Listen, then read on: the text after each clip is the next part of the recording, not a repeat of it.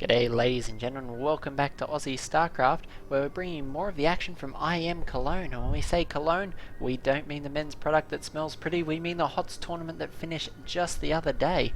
Now we are bringing you a series of games from the semi-finals. In the top left hand corner of Habitation Station, it's going to be Rain from Team SK Telecom 1. In the top right hand corner, as our blue Terran player, it's going to be CM Storm Polt. Now, I think most of you are familiar with both these players, both big names on the scene last year, having quite a cracking year. Rain, of course, doing very well as Protoss, and I don't think Polt needs any introduction. He did win back-to-back WCS America series, so certainly a formidable Terran player. And as we enter 2014, one of the first major tournaments of the year, we'll see how these two manage to measure up against each other. Looks like it looks like Rain's going to be starting off with a fairly simple sort of build, no crazy proxies or cannon rush sort of shenanigans thus far that we can see. And likewise, Polt won't be going for any crazy 11 double rack sort of proxy expansions. He's throwing down the barracks in the base. Polt very fond of throwing down a refinery quite quickly and going for the early Reaper scout. Loves to suss out his opponent, see what's going on, and see that Rain's thrown down that first gateway. And this probe's a little bit early to be scouting, but Rain, fairly well known for a cautious player. Do have to watch these early probes that slip out from Protoss players. They do tend to like to sneak the gold on this map, and a Protoss player that managed to take and secure the gold yield, very difficult to beat, particularly early on in the game, as it feeds them just so much resources to power their gateways and other infrastructure. So got to be careful. Protoss have been known to be very sneaky on this map lately. Polt's barracks almost finished up here, and plenty of gas for the Reaper, so I imagine we'll see that start in just a few seconds. Looks like Rain's actually got a geyser of his own, as well as cybernetics core that's on the way, and also tucking a pylon over here. Now this pylon can serve a number of purposes. It's good to hide tech, but generally on this map you tend to hide tech somewhere down here or up behind the mineral line. This location very easy to snipe for things like medevacs. I'd imagine that Rain's popped this one here to allow him to spot any incoming drops and ensure they can't unload in a nice friendly site-free zone over here. Looks like Polt's first Reaper's going to finish up and move out, and behind this Reaper, Polt's just going to throw down his expansion, so he knows he'll be fairly safe for the meantime. Throwing down a reactor after the Reaper's quite a brave choice, but the Reaper does allow Polt to get a good scout on to know what's going on. The reason you tend to produce a few Marines before this reactor is he can be vulnerable to early things like proxy Stargates, but Polt's ensuring that he gets a good scout at the main base, and he'll know fairly quickly if the gas is being spent in the main or if some gas has been mined that might be going to some sort of devious proxy shenanigans. So as you can see, when you click on the assimilators, you can see how much gas has been mined. It's easy to tell that almost 250 has been mined out of the left geyser, and it's easy to then say, look, 100 of that's in the mothership core, 50 of it's in the warp gates that we can see in the cyber core, and probably some on a stalker or sentry that's coming out. So unlikely any gas spent on the starport, as that would be 150 gas, and so Polt can eliminate a few of those options quite quickly. Going to be a robo facility coming down now, so it looks like Rain will be going with the robotics build, not the Stargate build, and it's an interesting choice against Terran. It does allow you to go for things like quicker Colossus, but it also allows you to get things like Warp Prism and Observers, which are great supplemental units. We've seen some excellent Warp Prism harass, particularly Hero in the last game. If you haven't checked out Game 5 of Hero versus Jaedong, you need to check that out right now. It was absolutely amazing. Hero's Warp Prism micro is absolutely off the charts, and I'm not going to spoil it for you, but if you want to have a good time, go and check out that game and see just how many kills some of those Immortals racked up.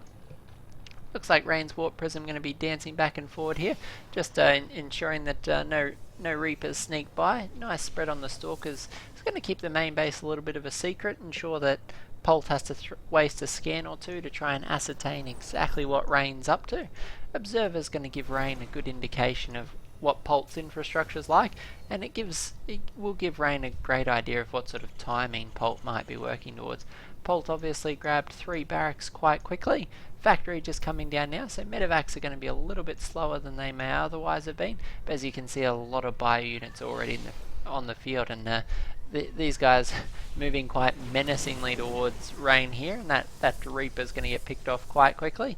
And these bio units trying to decide whether they will make a play for it or whether they will just back up. And it looks like a few Marines are going to go out, check that third base, ensure that Rain hasn't been too sneaky, and the remainder are going to fall back. They don't want to be caught in the middle of the map. Quite dangerous. Things like the Stalkers can pick off a lot of them, particularly while you're waiting for Stim to finish. +1 ground weapons on the way now for Rain. He's going to have a little bit of an upgrade advantage. I don't think we've seen any upgrades. In fact, the engineering bay only just going down. Polt tending to favour units over upgrades, and always a pretty valid point. It's better to have 100 army supply that's 0-0 than 5 Stalkers that are 3-3. So always important. Polt tending to favour units over upgrades, but generally has quite nice timing on his 2-2 upgrade. Polt tends to really hit his stride around the mid game, has excellent macro and great micro as well. You often see multi-pronged drops that just cause absolute chaos for his opponents, and we'll see if that's the case here, though multi-pronged drops a little bit hard when Rain seems to be working on a 2-base timing here. Now, well, he's actually using the Stalkers to clear out his potential third base, but we'll see if he indeed does that, or whether Rain decides to go for a 2-base time. The way these gateways are coming up now, along with the Immortals that are being chrono boosted out, tends to make me think that we may well be seeing a 2-base time here. Actually sneaking a Dark Shrine behind this, and it's a bit of an interesting choice. Engineering bay up, so we can see missile turrets. In fact, there is one there at the natural base. None in the main base, so main base potentially going to be vulnerable to those Dark Templar. We don't have any on the field just yet, but I imagine that the Warp Prism that... I'm pretty sure there was a Warp Prism we did see come in. In fact, there is. Warp Prism actually unleashing the Dark Templar in the main base. And Rain can see these, obviously. He can't spot them, but he can see the silhouette of the Dark Templar moving around. Didn't actually do a whole lot of damage with that, surprisingly. And in fact, quite favouring Polt there. 250 resource loss to 550, so not the best sort of DT harass, but still not a complete waste. Rain can continue to morph in things like Archons, should he so desire, and Zealot Archon, always a very good early composition against Terran, and tends to fare very well against the low level bio. Got to be careful when it gets to 3-3, as that bio can absolutely shred you, but early game doesn't hold up too poorly. We can see that Viking here trying to cause problems, and Rain just being persistent with the Dark Templar. Going to move in here and start harassing the SCV. Could get quite a few kills. There's no actual troops here just yet. Going to move in and then kite back, so just being a consistent bit of a pain here. Actually sniping the supply depot as well, and forcing a third scan. So looks like we have Rain moving out here. Polt a few medevacs here escorting this force. But Rain's force starting to look quite impressive. 3 Immortals going to be packing a hell of a lot of punch. This +1 bio, though, certainly nothing to be sneezed at. Nice scan, going to pick up that Observer. And it looks like Rain is just barreling down a Polt, and these units caught between a rock and a hard place. Going to get cleaned up by those Zealots very quickly. Zealot charge off cooldown, and those Marauders got sliced and diced. Something chronic. Polt going to stim away from this force. Try and kite these Zealots, going to continue to wear them down. And Rain has to watch out. He's going to get a Terran sandwich here, and it's not something you'd find at Subway. A whole lot more terrifying. A few clutch force fields going to be preventing the stimmed up bio from catching this force. Unfortunately, the much slower movement speed of the sentries is going to allow a few of those to get picked off, and Polt actually going to pick up 2 of those Immortals before the remainder mass recalls back to the second base. So nice choice there from Rain, managing to save a few of those units, morphing in a few Archons just to provide a little bit of deterrent. Polt scanning the top of the ramp, trying to decide if he wants to engage. He knows he got quite a favourable fight there. Would really love to stem up that ramp now, but 2 Archons giving him just a little bit of pause. We can see that the Protoss lost a lot more than Polt has at this point, almost double. We see a Viking patrolling back and forward here. Polt clearly sick of the Warp Prism harass. Going to be shutting that down with a Viking. Viking, for our Terran players out there, very effective way of shutting it down. 1 Viking will take it out quite quickly, as they do move quite slowly. You don't get hit and run Warp Prisms nearly as often as you do the sort of medevacs that Terrans throw around. We have a few High Templar on the field. Interesting that Rain has decided to skip skip the Colossi tech completely, even though he did go for a robotics style build. And we are starting to see Protoss do this quite a bit lately, go for the Templar tech option instead of Colossus. It tends to make it a little bit, if their storms are on target, makes it very hard for the Terran to counter. They need the Ghosts instead of just Viking, as a lot of Protoss versus Terran engagement, big engagement here. Zealots unfortunately getting caught in the killing ground between these forces. Storm, they're going to force Polt back just a little bit, as I've momentarily lost my train of thought there. Yeah, Colossus cleaned up very easy. Oh, we've got a drop going down in the main base. It's quite a large drop. 3 medevacs full of units here, going to be doing a lot of damage, and this is the multitasking that we're talking about. Polt just so very good at this. The main army now stimming up the ramp into the natural expansion. We've got pylons going down, we've got buildings that will be unpowered momentarily. Big storm coming down from the main force. Medevacs taking a lot of damage. Some feedback actually would clear up quite a few of those medevacs, but looks like Rain managed to clear out the main base with a few DTs and keep both his Nexi alive, but surprisingly both Nexi less than half health, no shield, so got to be very careful as they'll be quite vulnerable to any further drops. But it looks like Rain's decided to go for it, and a bit of an interesting choice. Is it a bit of a supply deficit here? We have 142 supply to 120 as Rain continues to move out across the map. Going to be throwing down some pylons here for reinforcement, but Polt in great position here. The only thing not looking great for Polt is these medevacs have taken a lot of damage. Polt already pulling his SCVs, knows his counterattack's coming. All he needs to do is hold this and he will take this game. Looks like the Zealots getting some nice connections here. Storm's going to coming down on all the reinforcements. These SCVs taking a heck of a lot of damage. Archon providing a lot of damage, but just not enough. This force on the right going to barrel through into the back of this Protoss force. The Immortal's going to go down very quickly. Marine's ideal for ripping through those Immortal shields. A few more Zealots moving in here. Unfortunately, it's too little too late. The main body of Rain's force going to be making its way up here into the main base. And unfortunately for Rain, the reinforcing Terran unit is going to be enough to hold this off. We've got plenty of Marauders on the ramp and just so many medevacs healing. I think we have 10 medevacs on the field, which is just absolutely crazy here. So much healing power, particularly with how Marauder heavy this force is. Very durable. Protoss units on the top of the ramp going to pull back here. A scan from Polt's going to tell him the High Templar here got to start pulling back. Rain's High Templar is super slow, so need to ensure these don't get cleaned up. A big stim here could put Rain in a horrible position. Needs more than plain gateway units to deal with these Protoss units. High Templar can't quite storm yet. There's Terran force continuing to barrel down. Nice time warp though is going to catch Polt in the middle of the map. Those High Templar would love to storm on top of that. Unfortunately they backed out just a little bit too far. Looks like Rain's just going to continue pushing forward. He's got no intention of expanding here. The main's almost mined out. Natural likewise quite close behind it.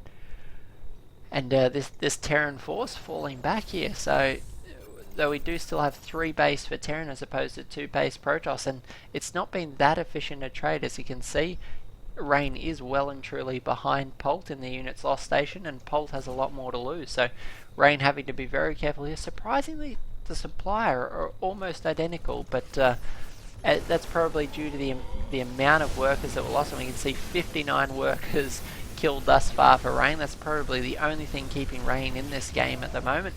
The base differential would just leave him so far behind if Polt hadn't used all those workers in the previous engagement. Rain's now constricted Polt back to 2 bases, but Polt moving out across the map. And these Marauders, there's no resistance here at home. This natural expansion is going to go down so quickly. Indeed it does. It goes down. The probe's now forced a long distance mine. Here at Rain making his way up through the ramp. Nice storms on top of the ramp, going to be damaging a lot of these units. Nice time warp as well, caught a lot of those units out of position. It looks like Rain may well be able to kill off these reinforcements, but the real question is how much damage is Polt doing, and all the work is being taken out there on the ramp. Is there anything that can take this down? Oh, nice scan from Polt is going to allow him to clean up those DTs. Rain should really wait just a little bit longer before morphing those in, as if he waited just a little bit longer he might have cleaned up these command centers. So there is still 3 orbital commands, and it looks like Polt actually having taken out both bases now, so looks like Rain is without any means of expansion, under 400 minerals, and you just do not base race as Terran. Polt going to be very easily able to hold this off. All he needs to do is lift off some buildings, and there it is.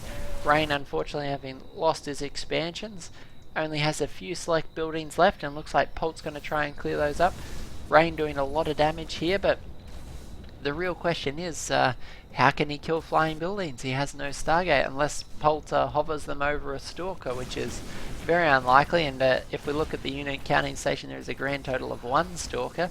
It'll take him a heck of a long time to kill 2 orbital commands and all of these floating barracks. I think Polt may have done it here. He's multitasking just a little bit better than Reigns this time. He's going to be able to clean up these buildings, and I think this might be all